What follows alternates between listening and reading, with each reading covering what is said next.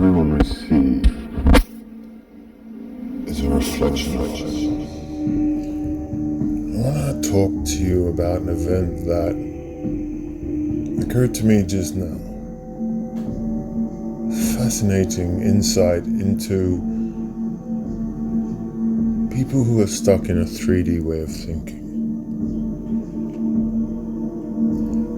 So I offer you, or I present to you, this question, this statement, to see if you can see what I see, if you can feel what I feel, or are we looking too deep? You see, I came back from the shops and was feeling happy and light. Got a reading, was feeling good about myself, positive. Blessed I did the things that my journey is going the way it should. So I come back and I say good morning or grand rising to my parents. First thing they wanted to know was what I bought. So I showed them a few things, minus a couple. But a question was proposed to me, for you see, my brother's children are coming over for the weekend while he's away. So they said to me that on Saturday, they will be taking the children to a specific location or a lights festival. But you see, the way that it was asked to me was like this. We're taking the children to a lights festival, and the children would really like you to come. But you see, the kids are not here. They have not arrived to the house yet. So my mom was using the children and putting ideas in their head to ask me the question to whether or not I would come or go. Irrespective of whether the children would like me to be there, because I know they would, for you see, the father is going away, so they would want me there. I looked at the question and I stood up and I said, would you like to re-ask me that question? Are you trying to manipulate or bait me into going with the children? Or are you inviting me? It was at this point that my father got up and said, it's an invite. Would you like to come? Which fascinated me, because then he left the room. So I readdressed my statement to my mom, who again seemed to be displeased with my answer, because I asked her, why did you ask me that way? Why did you use the children as bait to see if I would come? Why didn't you just ask me and say, on Saturday we are taking the children to a light festival, would you like to come? I don't believe anyone is in the wrong, but if I ask you, why did you ask me that way? Which is what I asked her. And she couldn't answer it. She didn't know why she answered that way. And then when I questioned it, she gets tired and she doesn't want to talk about it anymore, and she secludes back into their negative way of thinking. All to affect my state of mind, my state of being. You see, if we are going to teach people how to ask questions, we cannot treat them as inferior people or trying to manipulate them to go somewhere by offering them candy. or by manipulating the way it is, by putting words in people's mouth. For you see, the children are smart enough to ask me if I would like to go. But my parents were using the words in their mouths to try to take me there. I don't believe this is correct. How does that make me feel as an individual, where you have to use my nephews and nieces to get me to go somewhere without even asking me? The children would like you to be there. Well, where are they? Let's ask them. And if they say we would like you to go, then I would go. For you see, if you ask me, would I like to go because we're all going, then you're asking me directly as a human being. You're treating me value. In my perspective, the way they asked me did not include me. It treated me lesser of the like. It treated me as not as a human being or as a person, but as someone that should go because other people would like it.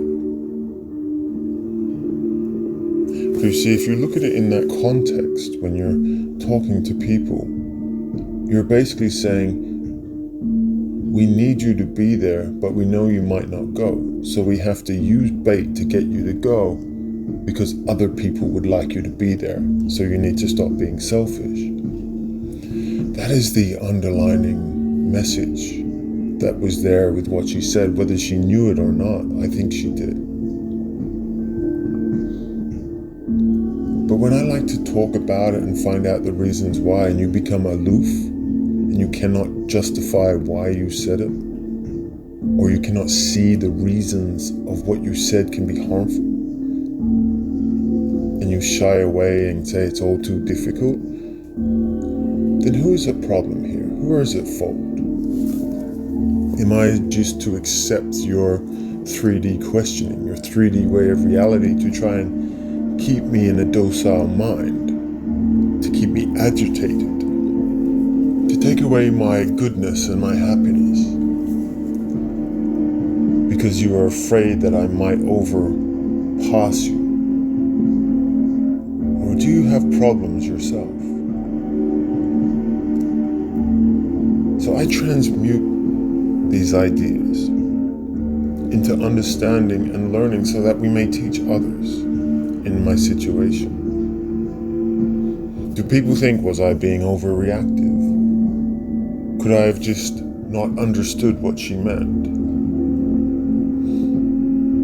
and said, yeah, I'll go? But you see, then if you look at that situation and you accept or understand that what they are trying to do, and then you agree, you are giving yourself away to that methodology that people can use others and put words in their mouth to get you to go.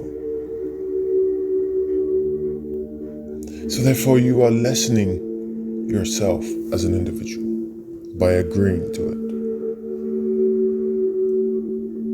I'm not going to stand idly by and lower my standards or my self-belief or self-worth for anyone, not even family, if you choose to ignore me as an individual and invite me as a person,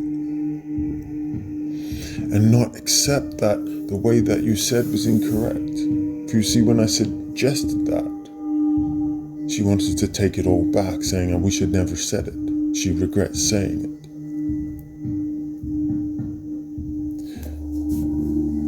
So where is the problem here?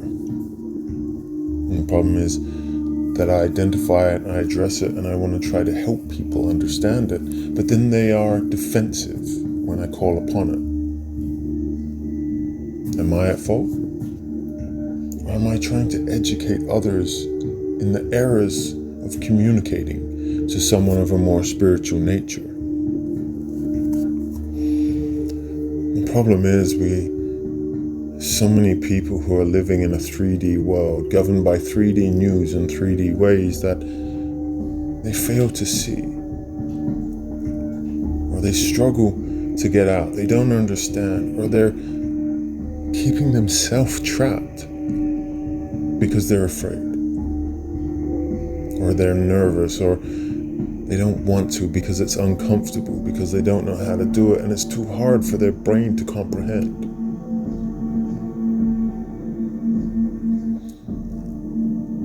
I want to find the people that I can help educate, that want to learn and understand these things.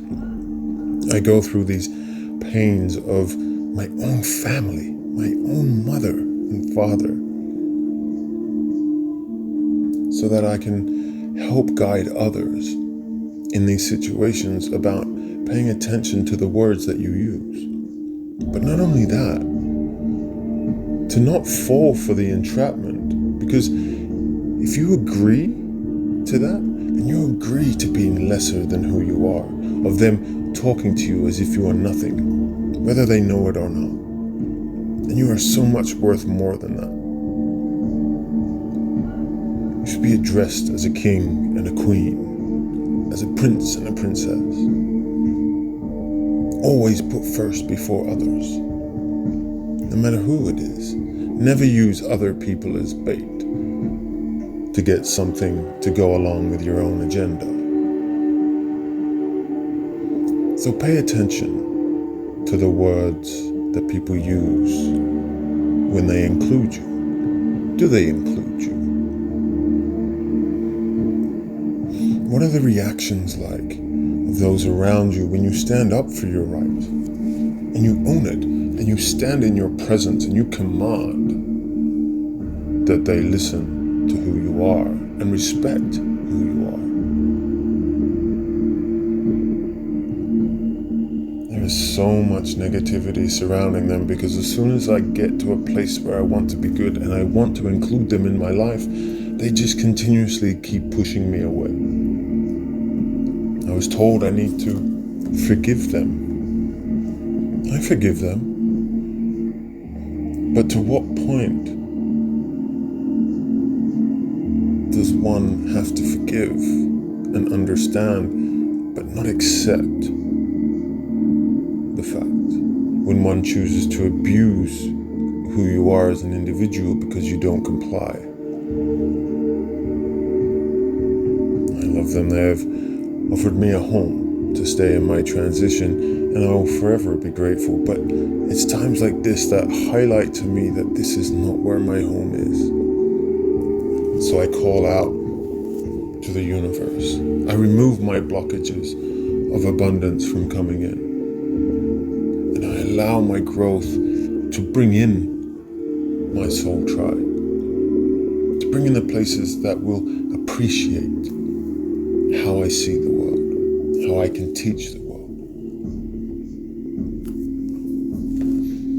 Have you ever been in an encounter like this before, where it seems so simple to you to just be like, you asked me wrong, you didn't include me, and met with a brick wall, and then made to feel like you were at fault? And how do they respond? Do they not see it?